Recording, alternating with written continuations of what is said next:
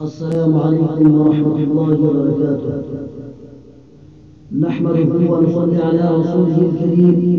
أما بعد، محترم سامعین کرام، مہمانان اعزاز اور میرے عزیز ساتھی،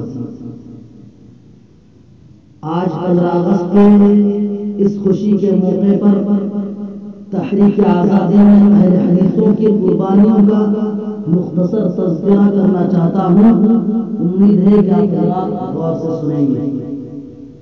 محترم حضرات، ہمارا ملک ہندوستان تقریباً 200 سال کی غلامی کے بعد 15 اگست 1947 کو آزاد ہوا۔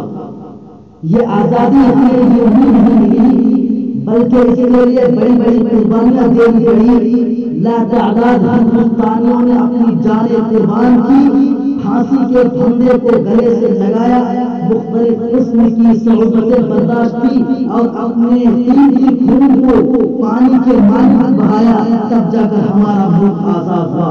وطن عزیز کو آزاد کرانے کے لیے ملک کے ہر مذہب مسلک کے لوگوں نے قربانیاں دی ہے، لیکن اہل حدیث کو قربانیاں دی ہے، بلکہ ملک کی آزادی کے لیے اٹھنے والی ہر تحریک میں پیدا نہ واقعہ ہے۔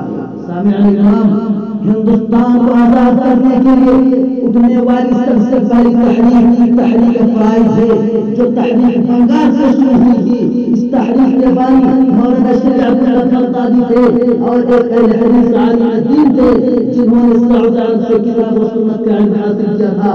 اس تحریک میں بنگال کے ایک لاکھ اہل حدیث نے شرکت کی اور انگریزوں نے تمام اہل حدیثوں کو قتل کر دیا۔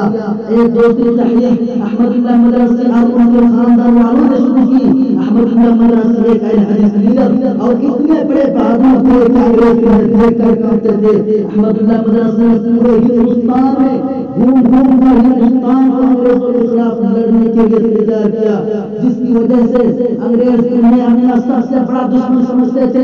اسی لیے اس زمانے میں احمد اللہ مدرسی کو قتل کرنے والوں کو 1 لاکھ انعام دیا۔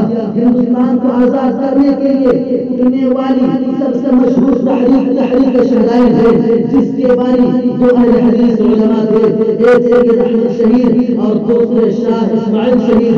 ہندوستان کو آزاد کرنے میں بلا مبالغہ اس تحریک کا سب سے اہم کردار رہا ہے۔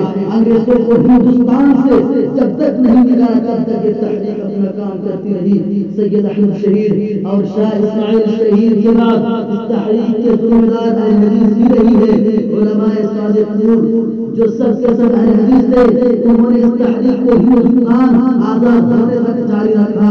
انگریزوں کے خلاف 1821 میں جہاد پر ہونے کا فتویٰ سب سے پہلے ایک اہل حدیث عالم شاہ عبدالعزیز نے دیا تھا۔